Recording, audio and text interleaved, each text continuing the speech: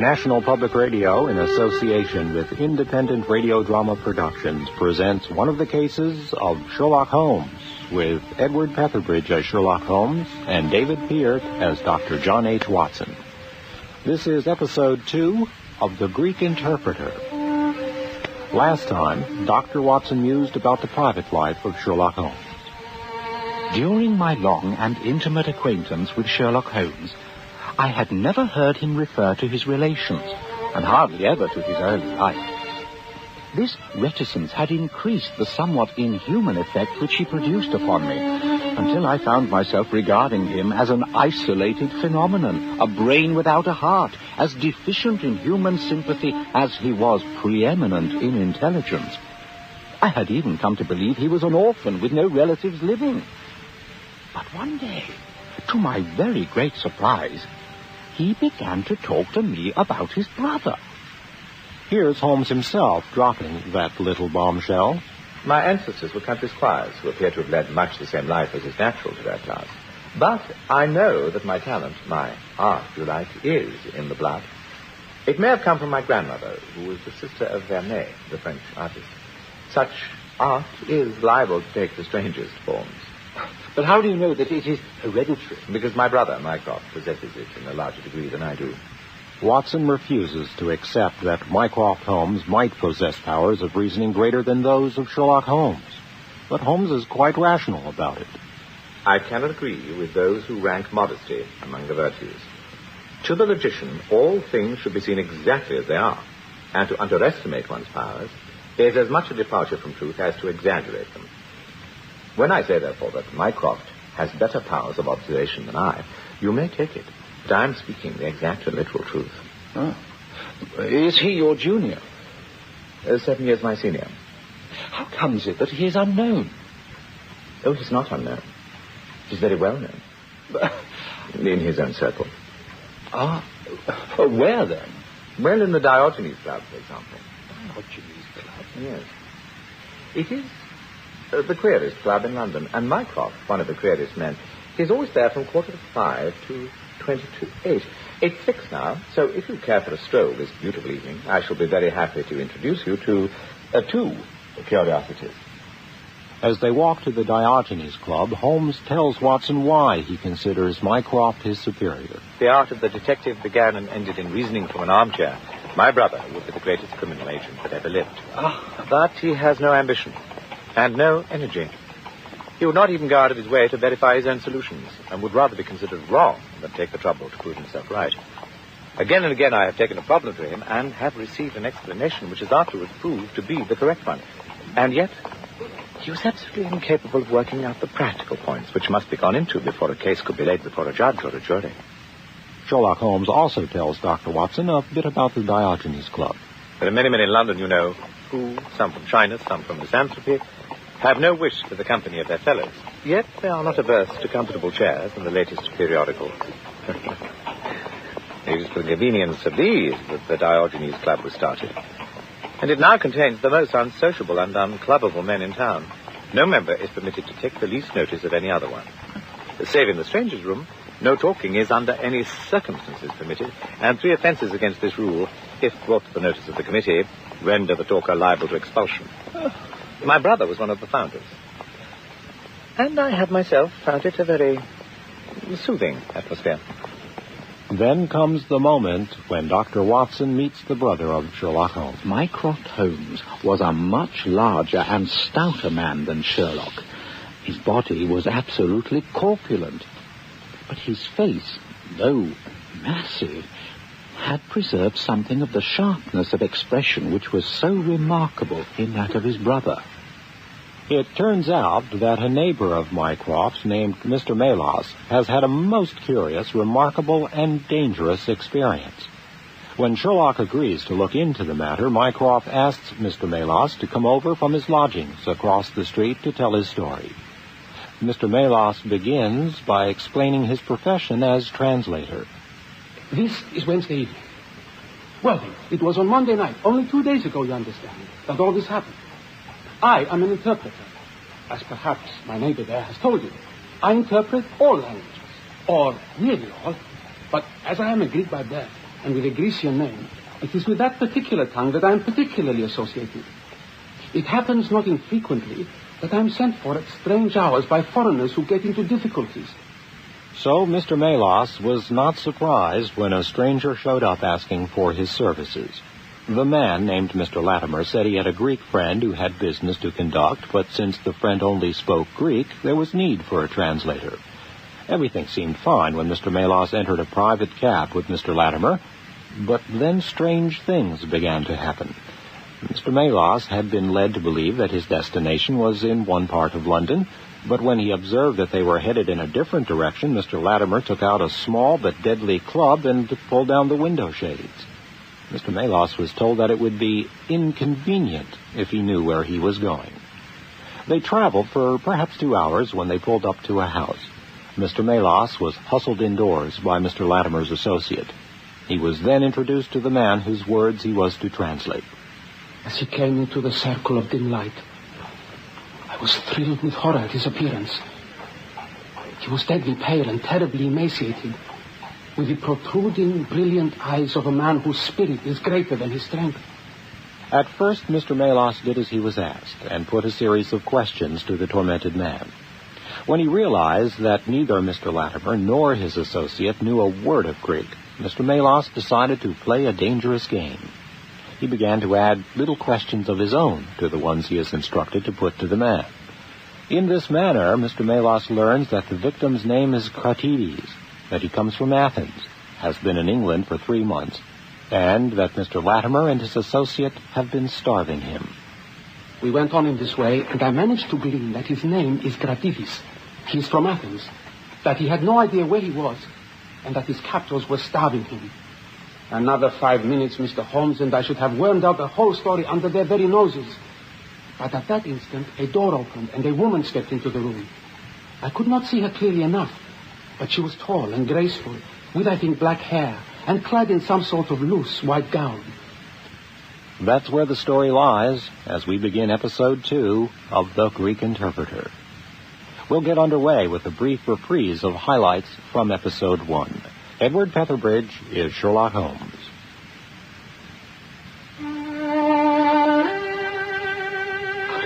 Oh, brother, my dear Holmes, I had no idea. I'm astonished. Is there another man with such singular powers, which you say are superior to yours? The Querist Club in London, and Mycroft, one of the Querist men. He's always there from 4:45 to 22:08.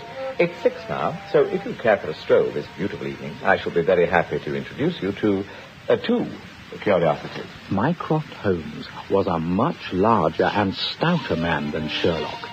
His body was absolutely corpulent, but his face, though massive, had preserved something of the sharpness of expression which was so remarkable in that of his brother. By the way, Sherlock, I expected to see you round last week to consult me over the Manor House case. I thought you might be a little out of your depth. No, I solved it. It was Adams, of course. Yes, it was Adams. I was sure of it from the first. This is marvelous. Now I can see how the art runs in the family. By the way, Sherlock, I've had something quite after your own heart, a most singular problem submitted to my judgment. I really have not the energy to follow it up, save in a very incomplete fashion, but it gave me the basis for some very pleasing speculations, if you'd care to hear the facts. My dear Mycroft, I should be delighted.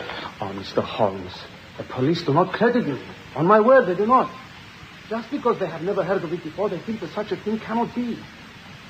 But I know that I shall never be easy in my mind until I know what has become of my poor man with the sticking plaster upon his face.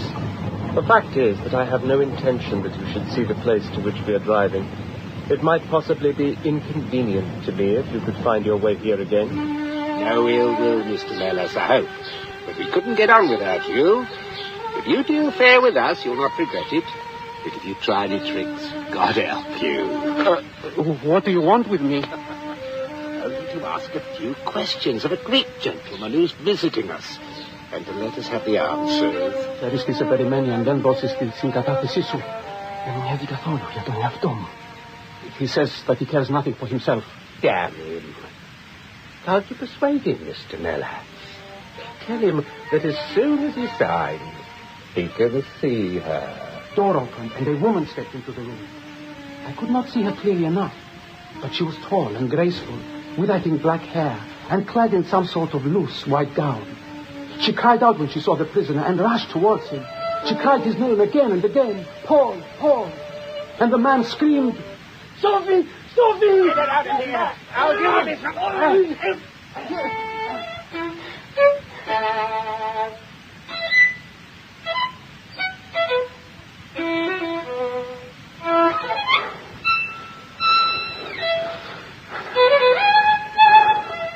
That will do, Mr. Mallow.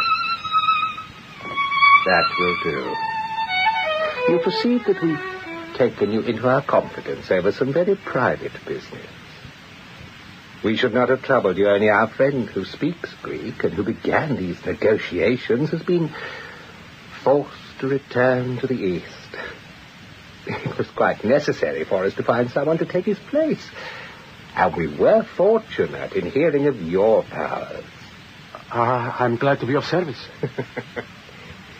There are 5 sovereigns here, which will, I hope, be a sufficient fee. But remember, if you speak to a human soul about this, one human soul mind, well, may God have mercy on your soul.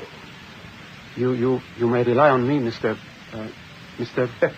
Never mind names, Mr. Melas.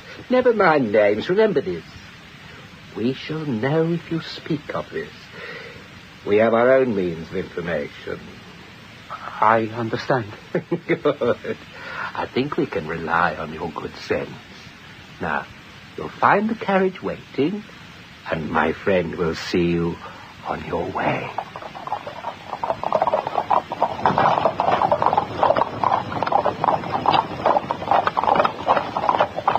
Right, Mr. Melas, this is where you get out. Where are we? I'm sorry to leave you so far from your house, but there is no alternative. Any attempt upon your part to follow the carriage can only end in injury to yourself. Out you get.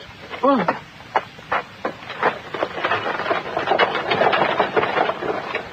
thank God. Sir! Sir! Yes? Who's there? I can't see you in the shadows. Step out into the light of my lantern. I am sorry. I must have startled you. Can you tell me what place this is? Why, sir, this is Wandsworth Common. Oh, I see. Can I get a train into town? Well, if you walk on a mile or so to Clapham Junction, you'll be just in time for the last train to Victoria. I am most grateful to you. Good night. Good night, sir.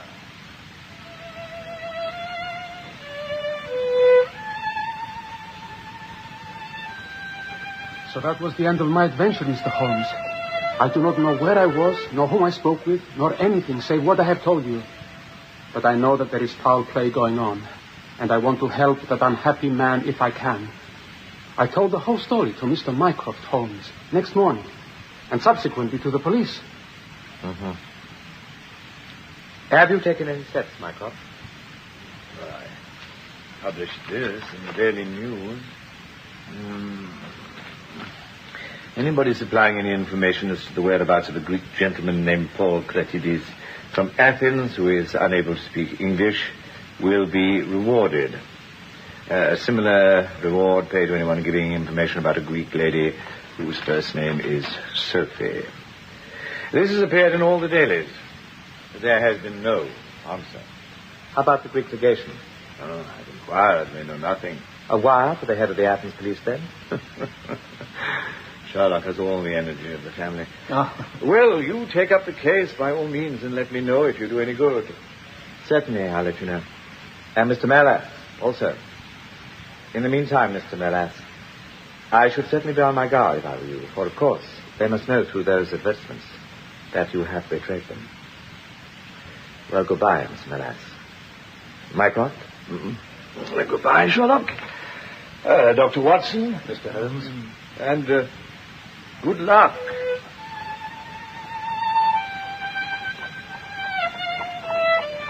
You see, Watson, Our evening has been by no means wasted. Some of my most interesting cases have come to me in this way through Mycroft. The problem which we have just looked into, although it can fit but one explanation, has some distinguishing features. You have hopes of solving it? Well, knowing as much as we do, it will be singular indeed if we fail to discover the rest. You must yourself have formed some theory with which to explain the facts to which we've listened. In a vague way, yes. Mm-hmm. Now, what was your idea, then? Well, it seemed to me to be obvious that this Greek girl had been carried off by the young Englishman named Harold Latimer. Carried off? From where? Athens, perhaps. No. Watson, this young man could talk no word of Greek. The lady could talk English fairly well. Inference that she had been in England some little time, but he had not been in Greece. Well, then we will presume that she had come on a visit to England and that this Harold had persuaded her to fly with him. That is the more probable. Then the brother, for that I fancy must be the relationship, comes over from Greece to interfere. He imprudently puts himself into the power of the young man and his older associate. They seize him and use violence towards him in order to force him to sign some papers to make over the girl's fortune to them. This he refuses to do. In order to negotiate with him, they have to get an interpreter, and they pitch upon Mr. Melas, having used some other one before. The girl is not told of the arrival of her brother and finds out by the merest accident. Excellent, Watson. I really fancy that you are not far from the truth. You see that we hold all the cards, and we have only to fear some sudden violence on their part.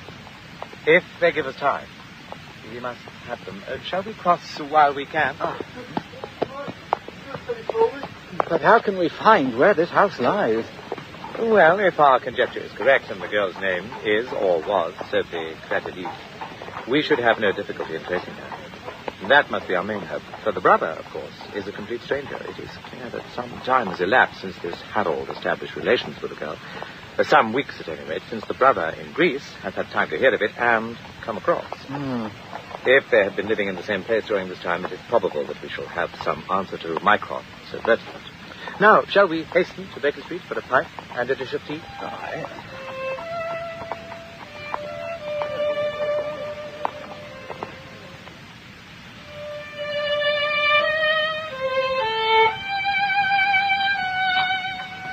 Mycroft, what on earth are you doing here? Come in, Sherlock. Come in. Dr. Watson. Mr. Holmes. You don't expect such energy from me, do you, Sherlock? But somehow this case attracts me. How did you get here? I passed you in a hansom. There has been some new development? I had an answer to my advertisement. Yes.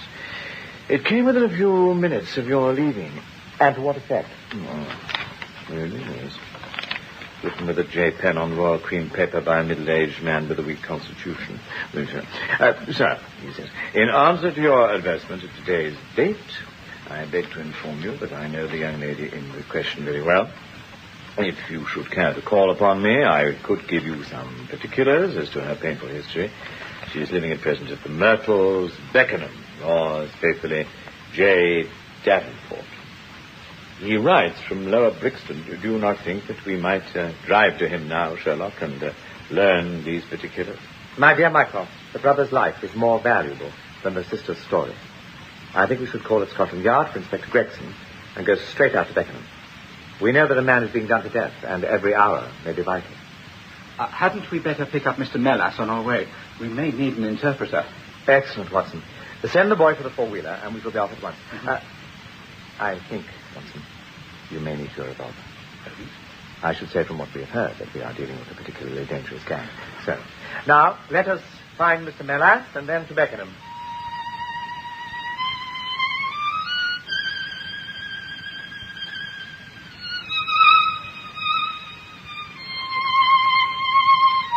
Could you tell Mr. Melas that Mr. Holmes has come to see him? You just missed him, sir. A gentleman called for him not 10 minutes ago.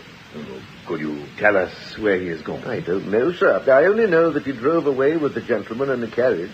Did the gentleman give you a name? No, sir. He wasn't a tall, handsome, dark young man? Oh, no, sir. He was a little gentleman with glasses, thin in the face, but very pleasant in his ways, for he was laughing all the time he was talking. Laughing? Come along. This grows serious.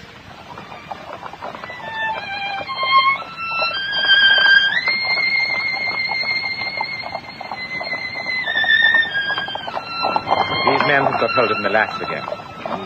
He is a man of no physical courage, as they are well aware from their experience the other night. This villain was able to terrorize him the instant that he got into his presence. No doubt they want his professional services, but having used him, they may be inclined to punish him for what they will regard as his treachery.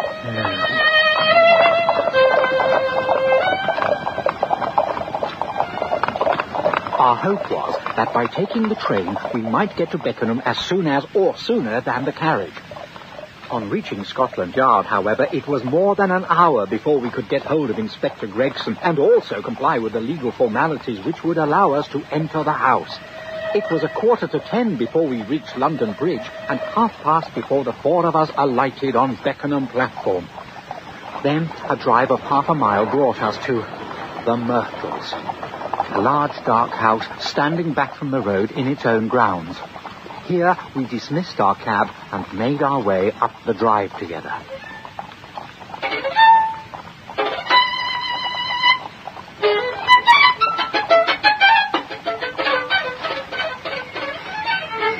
The windows are all dark. The house seems deserted.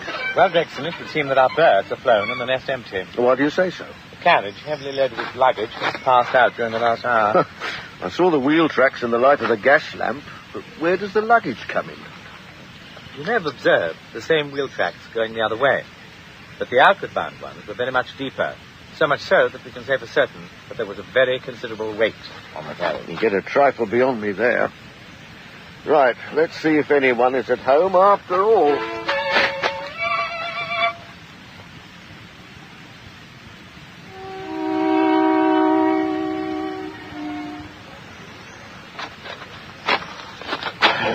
Here's the door. Oak panelled. It will not be an easy door to force. But let's knock first. Well, that's enough noise to wake the dead. Where's Holmes gone? He just slipped away. Ah, here he is. I have a window open for you. It is a mercy that you are on the side of the force and not against it, Mr. Holmes. Right. Where's this window? Just follow me.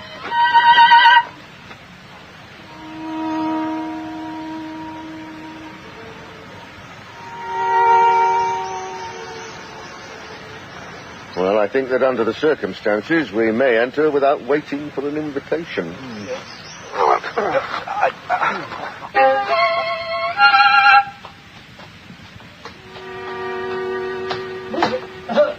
What is that? What?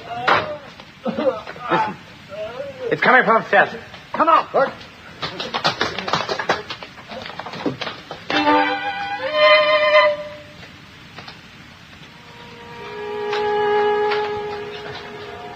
He's in here. It's charcoal smoke. It'll clear. Watson, open the landing window. Of course. We can enter in a minute. There's 2 men in there. We must get them out quickly. Where is Gamble? I doubt if you could strike a match in that atmosphere. Here, I have one. I'll just light it. Good. Now, we shall dash into the room and pull them out. Ready? Now, Mycroft, then will you be holding the light at the door? Yeah. Ready? Yes? Yes. Now.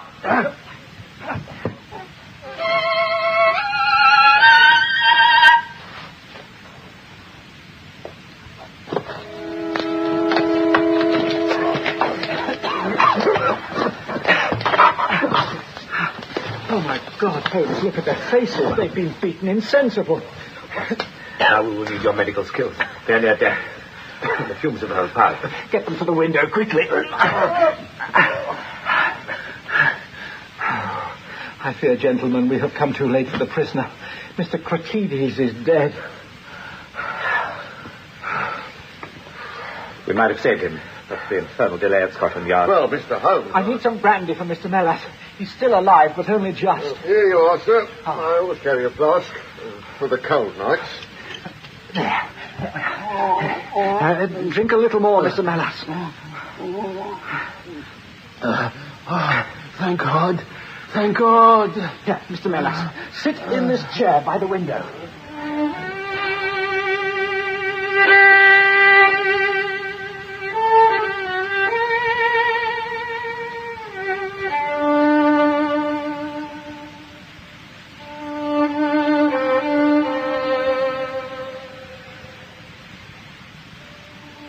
Mr. Melas survived his terrible ordeal. When he was well enough, he told us his story. It confirmed our deductions.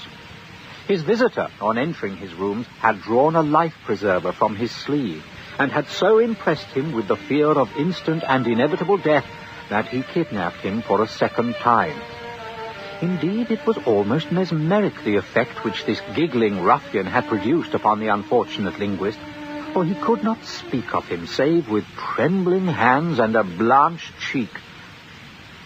He was forced to interpret. But this time, the two Englishmen threatened their captive with instant death if he did not comply with their demands.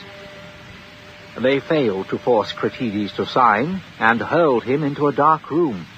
They then beat Mr. Melas insensible as revenge for the advertisements.